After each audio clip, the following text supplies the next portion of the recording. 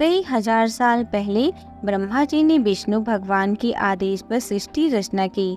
उस समय उन्होंने सभी तरह के जीव जंतुओं के साथ ही मनुष्यों को भी बनाया। सृष्टि की रचना के बाद ब्रह्मा जी धरती पर आकर भ्रमण करने लगे। तब उन्होंने देखा कि हर तरफ शांति और किसी तरह की ध्वनि नहीं है।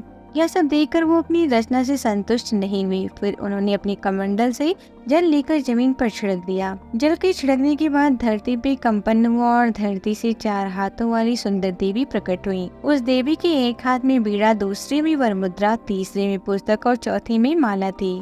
चतुर्भुजी देवी ने ब्रह्मा जी के कहने पर अपनी वीणा से मधुरनाद किया। तब संसार के सभी प्राणियों को वाणी प्राप्त हुई। उस दिन के बाद से हर तरफ मधुरवाणी गूंजने लगी, चिड़िया चहचहाने लगी, भंवरे गुनगुनाने और नदियां कलकल करने लगी। उनके बीड़ा की मधुरता को सुनने के बाद ब्रह्मा जी ने उन्हें वाणी की देवी सरस्वती पुकारा। तब से ही उस चतुर्भुज देवी को सरस्वती के नाम से जाना जाने लगा। माँ सरस्वती देवी माघ मास के शुक्ल पक्ष की पंचमी के दिन प्रकट हुई थी, जिसे बसंत पंचमी कहा जाता है। तभी बसंत पंचमी के दिन को माँ सरस्वती के जन्मोत्सव के तौर पर भी मनाया जाता है।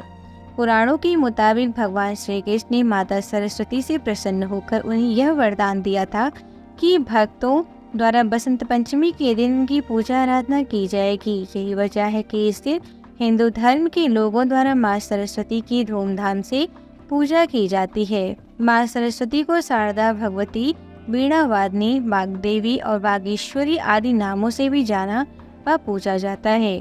माँ सरस्वती द्वारा संगीत की उत्पत्ति हुई है, इसीलिए संगीत भजन से पहले माँ सरस्वती की पूजा भी की जाती है। दोस्तों, इस कहानी से यह सीख मिलती है कि जब तक अपने काम से संतुष्टि न मिले तब तक उसे बेहतर करने की कोशिश करते रहनी चाहिए।